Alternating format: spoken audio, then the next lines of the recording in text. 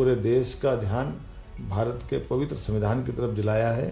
और ये हम सब संविधान के अंदर की अंतर्निहित भावनाओं को भी समझे, जाने और उस पवित्र भावना का सम्मान भी करें। आरक्षण को चुनौती भारतीय जनता पार्टी और आरएसएस को उसके नेता दे रहे थे, तो इस देश में एक सवाल खड़ा हो रहा था। वो सवाल था कि क्या इस देश के संविधान को नरेंद्र मोदी, आरएसएस और भारतीय जनता पार्टी कि कांग्रेस बेजुबानों की जुबान और सहारा है। मैं मीडिया के माध्यम से पूछना चाहता हूं, बेजुबान किसे कहा गया है? उन कांग्रेस के नेताओं को आज जवाब देना पड़ेगा कि बेजुबान कौन है। क्या आप दलित समाज को बेजुबान मानते हैं? आरक्षण और संविधान जैसे मुद्दे इस समय राजनीति में छाए हुए हैं। आपने नेताओं की जुबान से आरक्षण बचाओ और संविधान बचाओ जैसे नारे जरूर सुने होंगे, लेकिन कैसे संविधान और बाबा साहेब अम्बेडकर को लेकर सबसे बड़ा सियासी संग्राम छिड़ गया है, इसके पीछे और आगे की पूरी कहानी आज हम आपको बताएंगे। हम आपको बताएंगे कि संसद के शीतकालीन सत्र में केंद्रीय मंत्री अमित शाह के भाषण के एक अंश को लेकर छिड़ा सियासी संग्राम कैसे संसद से लेकर अब सड़कों तक नजर आ रहा है, और एक बड़े वोट बैंक को साधने के लिए कैसे बीजेपी और कांग्रेस पूरा दमखम लगाते हुए नजर आ रहे हैं। इसके पीछे की पूरी कहानी आप विस्तार से जान लीजिए। नमस्कार, मैं हूं अनुराग श्रीवास्तव और आप देख रहे हैं लोकमत हिंदी। संसद के शीतकालीन सत्र के दौरान केंद्रीय मंत्री अमित शाह के भाषण के एक अंश को लेकर विपक्ष संसद में सरकार पर हमलावर नजर आया। मामला इतना बड़ा कि धक्का मुक्की तक पहुंच गया। सांसदों के बीच हुई धक्का मुक्की की खबरें आपने देखी और सुनी जरूर होंगी, लेकिन इन सब के पीछे और इसके आगे की कहानी क्या है, आज ये हम आपको विस्तार से बताएंगे। इसे आगे बढ़ाते हुए कांग्रेस पार्टी अब मध्य प्रदेश के महू में अंबेडकर की जन्म स्थली पर 27 जनवरी को एक बड़ा कार्यक्रम आयोजित करने की तैयारी में है। कांग्रेस पार्टी ने जय भीम, जय बापू, जय संविधान अभियान के लिए कांग्रेस के तमाम बड़े नेताओं को महू में बुलाया है। यानी कि 27 जनवरी को कांग्रेस के नेता राहुल गांधी, प्रियंका गांधी, मल्लिकार्जुन खड़गे समेत तमाम बड़े नेता इस कार्यक्रम में शामिल होंगे। और इसी को लेकर कांग्रेस पार्टी के अंदर इन दिनों बैठकों का दौर जारी है। कांग्रेस पार्टी की कोशिश है कि महू में होने वाले इस बड़े कार्यक्रम में 1 लाख लोगों की भीड़ को जुटाया जाए।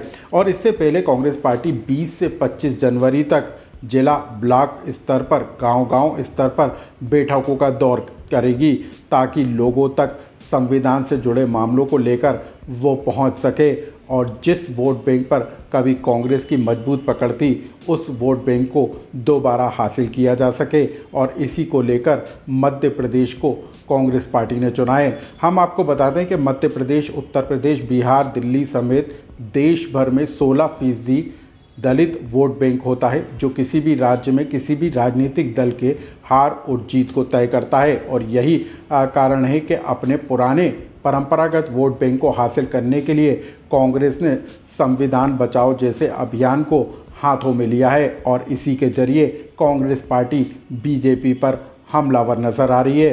क्या है 27 जनवरी के कार्यक्रम को लेकर कांग्रेस की तैयारी, उसको लेकर मध्य प्रदेश कांग्रेस कमेटी के अध्यक्ष जीतू पटवारी का क्या कहना है, पहले आप उसे सुन लीजिए।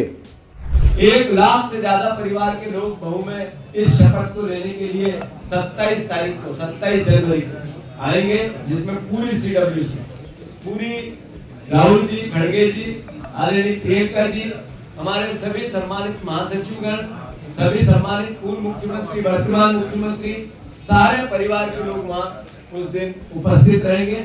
और लड़ाई एक है, संविधान बचाने की, उसकी रक्षा करने की। उसके लिए कांग्रेस पार्टी का कार्यकर्ता अपना सर्वोच्च निछावर कर दे, इसकी शपथ मैं अनुरोध करना चाहता हूँ। कांग्रेस एक तरफ अपना अंबेडकर प्रेम दिखा रही है, तो वहीं दूसरी तरफ बीजेपी भी गौरव संविधान दिवस के जरिए आम लोगों तक पहुंचने की कोशिश में। और इसको लेकर बीजेपी ने 11 से 25 जनवरी तक पूरे प्रदेश में बड़े कार्यक्रम करने का प्लान तैयार किया है। बीजेपी की कोशिश है कि संविधान के मूल्य और सिद्धांतों को आम लोगों तक पहुंचाया जाए, तो बीजेपी भी इसी बात की कोशिश में है कि जो एक बड़ा वोट बैंक है, उस पर जो उसकी पकड़ बनी थी उसे बरकरार रखा जाए। क्या कहना है मध्य प्रदेश के मुख्यमंत्री मोहन यादव का, आप उसे भी जान लीजिए।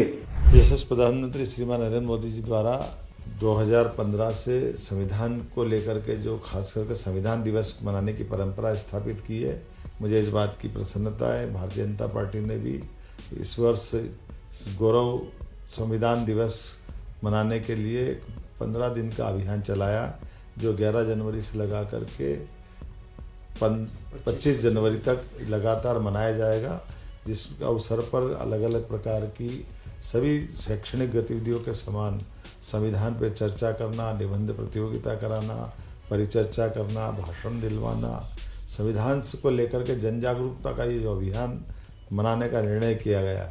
अब हम आपको बता दें कि मध्य प्रदेश समेत देश के अलग अलग राज्यों में 16% के लगभग दलित वोट बैंक है, जो किसी भी राजनीतिक दल के हार जीत को तय करता है। और यही वजह है कि बीजेपी और कांग्रेस इस बड़े वोट बैंक पर अपनी पकड़ बनाने की कोशिश में है। और यही वजह है कि संविधान और अंबेडकर के अनुयायियों को साधने की कोशिश की जा रही है। वैसे तो हर चुनाव में जो अंबेडकर हैं उनके अनुयायियों को साधने की कोशिश में बीजेपी कांग्रेस नज़र आती है, लेकिन इस बार संविधान और अंबेडकर को लेकर राजनीतिक बिसात बिछाकर एक बड़े वोट बैंक को अभी से साधने की कोशिश की जा रही है। लेकिन सबसे बड़ा सवाल उठकर ये होता है कि जिस अंबेडकर और संविधान को लेकर राजनीतिक दल अपना सियासी फ़ायदा देखते हैं, आखिर अंबेडकर के उन्हीं सिद्धांतों को कब ईमानदारी से लागू किया जाएगा और उनका पालन होगा। इस खबर से जुड़ा कोई सुझाव या कमेंट्स हो तो हमें कमेंट्स बॉक्स में लिखकर ज़रूर बताएं।